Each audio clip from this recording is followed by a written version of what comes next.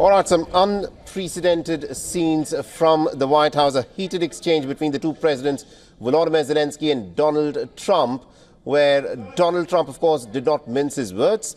And Volodymyr Zelensky, of course, was not willing to relent and sign, it appears, a deal. And Donald Trump insisted that Volodymyr Zelensky, with the stance that he's taken, is effectively threatening a third world war. And you cannot have a deal with this kind of an approach. And my colleague Susan Tehrani, of course, is joining us with more details on this. Susan, we just witnessed what happened in this unprecedented, no holds barred sort of a press conference. Diplomacy of this kind perhaps happens behind closed doors, but this was being played out in front of the world cameras. Unprecedented scenes there. Tell us, what do we make of this?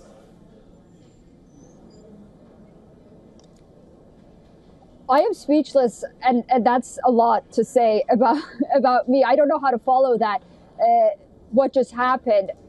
But it appears that what we just saw, as you mentioned, is something that has happened before behind closed doors.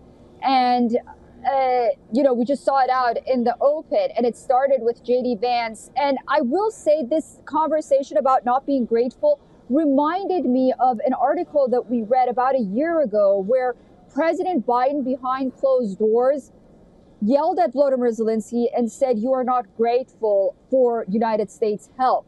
That was sort of behind closed doors. It was one article. It was in passing. But what we just witnessed right now was very unprecedented. And it'll be very interesting to see how the Ukrainians want to move forward right now and what Russia is thinking moving forward. But there is no doubt there has to be an end to this war. At this point, this is a point of no turning back, basically.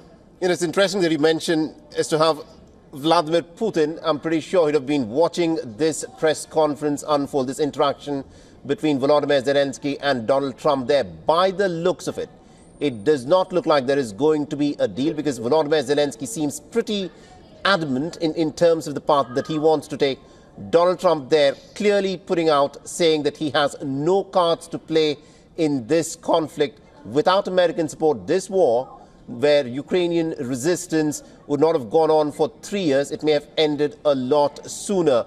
So at this moment, it's difficult to see as to how things go. But are we to hear, looking at as to how this press conference has unfolded, are there any further meetings that are slotted between the American officials and the Ukrainian officials? Or are we to say that the deal is now off the table and Volodymyr Zelensky is walking off from the White House without a deal? It's hard to say right now, because they still don't have, this was pre-meeting, they still don't have that situation where after the so-called signing that they talked to, they were going to come out and talk to the media as well. And they haven't had lunch yet either. So that's going to be an awkward lunch, I suspect, if it's even going to happen. But listen, the problem started when I think Volodymyr Zelensky started talking about how since 2014, which was during the Obama administration, Russia invaded Crimea and Ukraine, and no one did anything. And then he sort of continued it into the Trump first presidency.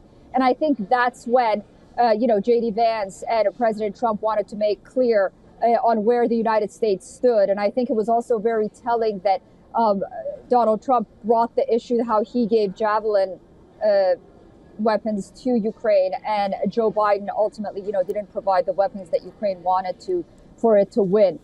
So I think that's where, the bitterness started. Whether or not Vladimir Zelensky can afford to just slam the door of the White House and leave and not have U.S. support, that's the big question. It's very unlikely he will do that, but what we just saw was very unprecedented. So let's see how he wants to play his cards now. Remember, his country is also watching. His generals are watching. The soldiers on the front lines are watching. What kind of image did Vladimir Zelensky just portray in front of the world?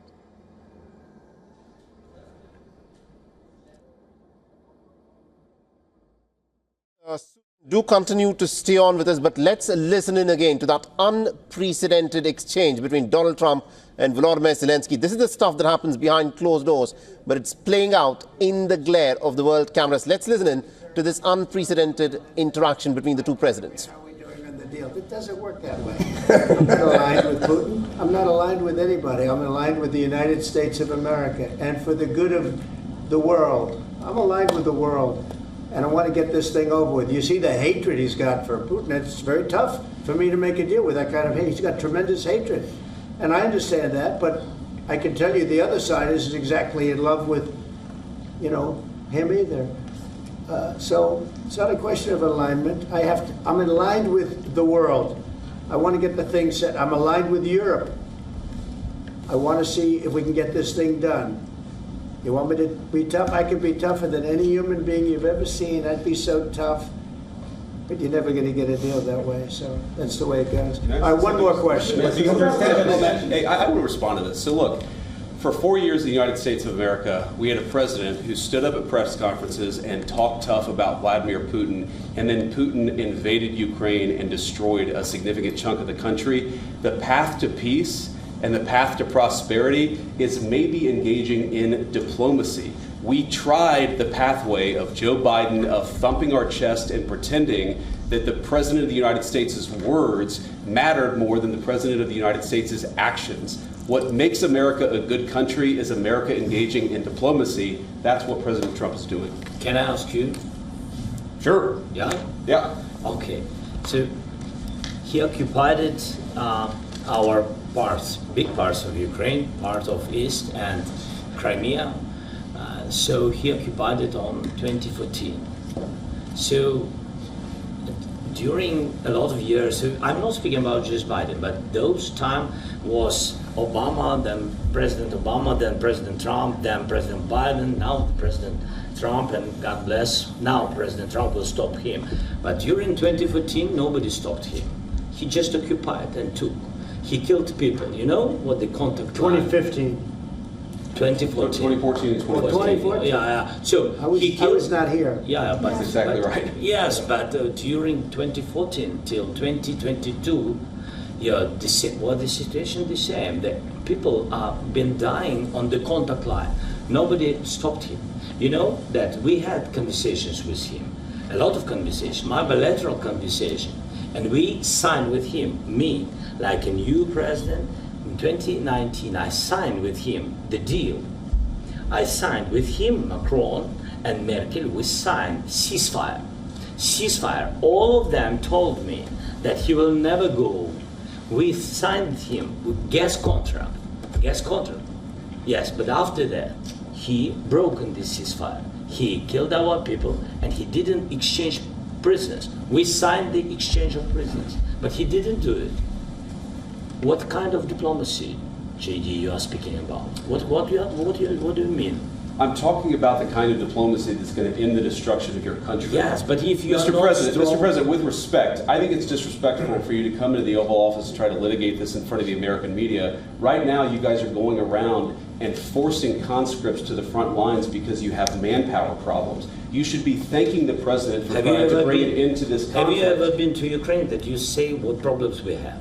I have been to. Come once. I've actually watched and seen the stories, and I know what happens is you bring people, you bring them on a propaganda tour, Mr. President. Do you disagree that you've had problems? What? Bringing people into your military? We have problems. And do you think that it's respectful to come to the Oval Office of the United States of America and attack the administration that is trying to?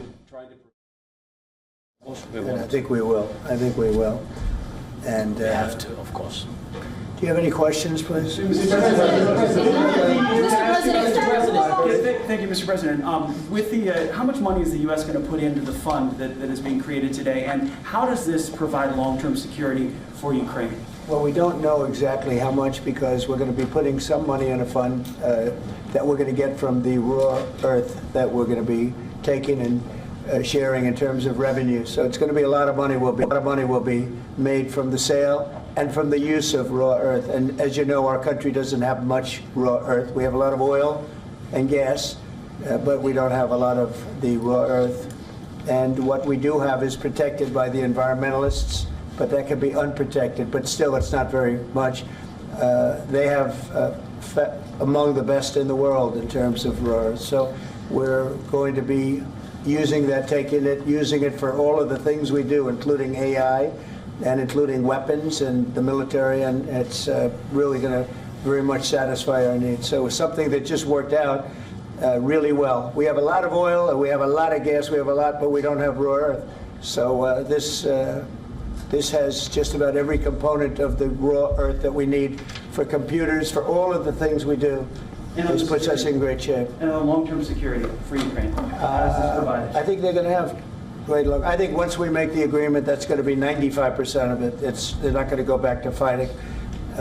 I've spoken with President Putin, and I feel very strong. I've known him for a long time, and I feel very strongly that they're very serious about it, and we'll make a deal. And when the deal is made, I don't think we talk about security. Everyone's talking about the other day. All they talked about was security. I said, let me make the deal first. I have to make the deal first. I don't worry about security right now. We have to have a deal, because right now, last week, 2,000 soldiers died on both sides. 2,000, and they're losing 1,000, 2,000, 3,000 a week. So as we sit here and we talk, people are getting shot and dying on the battlefield. And you know, they're not American soldiers, but they're Russian soldiers and they're Ukrainian soldiers, and we want to be able to stop it.